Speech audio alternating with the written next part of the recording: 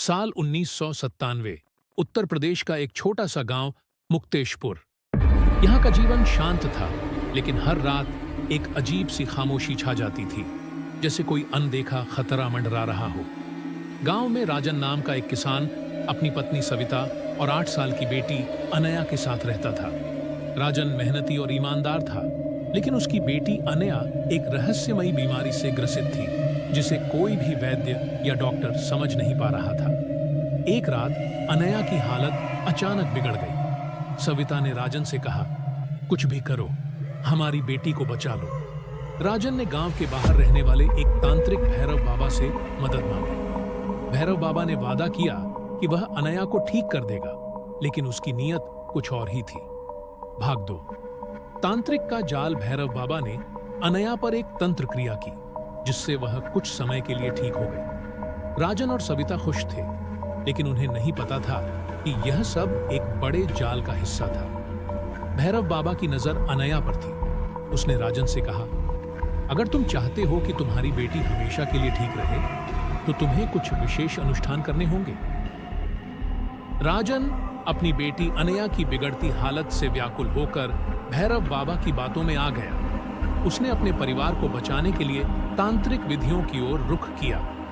भैरव बाबा ने उसे एक पुरानी धूल धूसरित पुस्तक दी, जिसमें काले जादू की विधियां वर्णित थी। राजन ने पुस्तक को खोला तो उसमें से एक अजीब सी गंध और ठंडी हवा का झोंका निकला, मानो किसी ने उसे चेतावनी दी हो। राजन ने अनुष्ठानों की तैयारी शुरू की। उसने रात के समय चंद्रमा की रोशनी में अपने खेत के एक कोने में एक यज्ञ कुंड बनाया। भैरव बाबा ने उसे बताया कि उसे विशेष जड़ी बूटियों, जानवरों के अंगों और अपने खून की कुछ बूंदों की आवश्यकता होगी। राजन ने बिना किसी हिचकिचाहट के यह सब किया। अनुष्ठानों का प्रभाव पहले अनुष्ठान के बाद अनया की हालत में थोड़ी सुधार आया। वह कुछ समय के लिए होश में आई और उसकी आंखों में चमक दिखी। राजन और सविता खुश हुए, लेकिन यह खुशी क्षणिक थी। जल्द ही अनया फिर से बेहोश हो गई और उसकी हालत पहले से भी खराब हो गई। राजन ने भैरव बाबा से पूछा, यह सब क्यों हो रहा है? मैंने तो सब कुछ वैसा ही किया जैसा आपने कहा। भैरव बाबा ने मुस्कुराते हुए कहा, काले जादू की राह आसान नहीं होती, तुम्हें और बलिदान देने होंगे। गांव में अजीब घटनाएं। राजन के अनुष्ठानों के साथ साथ गांव में अजीब घटनाएं होने लगी। मवेशी बिना किसी कारण के मरने लगे, बच्चों को बुरे सपने आने लगे और लोगों ने अपने घरों में अजीब आवाजें सुननी शुरू कर दी। गांव के बुजुर्गों ने महसूस किया कि कुछ गलत हो रहा है। एक दिन गांव की पंचायत ने राजन को बुलाया और उससे पूछा, क्या तुम कुछ ऐसा कर रहे हो जिससे गांव में अशांति फैल रही है? राजन ने जवाब दिया, मैं तो बस अपनी बेटी को बचाने की कोशिश कर रहा हूं। पंचायत ने चेतावनी दी, अगर यह सब तुम्हारे कारण हो रहा है तो तुम्हें इसका परिणाम भुगतना पड़ेगा। तांत्रिक की कुटिलता, भैरव बाबा की नीयत अब और भी स्पष्ट हो गई थी। वह अनया को अपने काले जादू के प्रयोगों के लिए इस्तेमाल करना चाहता था।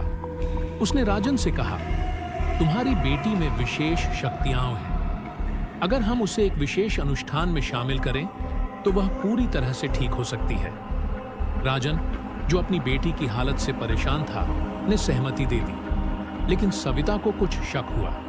उसने एक रात भैरव बाबा को अनया के कमरे में जाते देखा। वह चुपचाप उसके पीछे गई और देखा कि भैरव बाबा अनया पर कुछ अजीब क्रियाएं कर रहा है। सविता ने चिल्लाकर राजन को बुलाया। राजन दौड़ता हुआ आया और भैरव बाबा को अनया से दूर खींच लिया। उसने देखा कि अनया बेहोश थी और उसके शरीर पर अजीब निशान थे। राजन ने भैरव बाबा से पूछा, तुमने यह सब क्यों किया? भैरव बाबा ने हंसते हुए कहा, तुम्हारी बेटी में अपार शक्तियां हैं, मैं उसे अपने नियंत्रण में लेना चाहता था। राजन ने क्रोधित होकर भैरव बाबा को गांव से बाहर निकाल दिया। राजन का परिवर्तन इस घटना के बाद राजन पूरी तरह से बदल गया। वह और भी गहरे काले जादू में डूब गया। उसने अपने घर के एक कमरे को पूरी तरह से तांत्रिक क्रियाओं के लिए समर्पित कर दिया। वहां हमेशा धुआं और अजीब गंध फैली रहती थी। राजन ने अपने शरीर पर अजीब निशान बनवाए और दिन रात अनुष्ठानों में लगा रहता। उसकी आंखों में अब एक अजीब चमक थी और उसका व्यवहार भी अजीब हो गया था।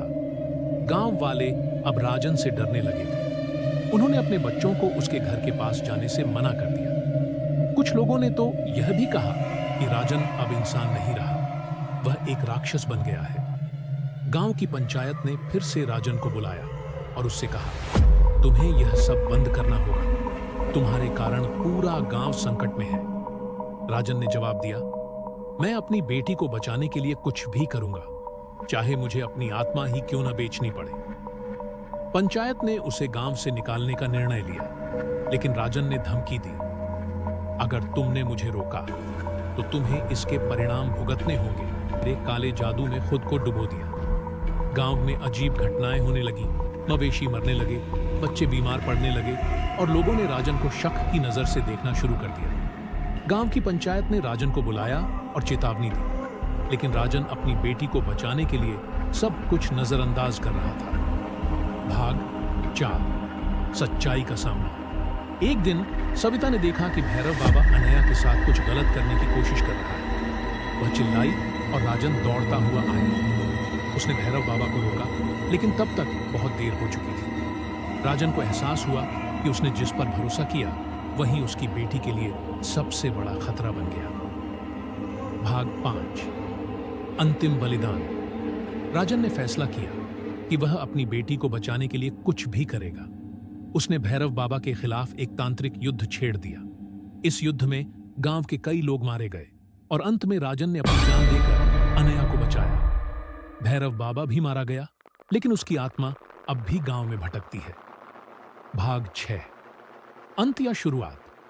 गांव में शांति लौट आई, लेकिन अनया की आंखों में अब एक अजीब सी चमक है। क्या यह कहानी यहीं खत्म हुई या कुछ और बाकी है?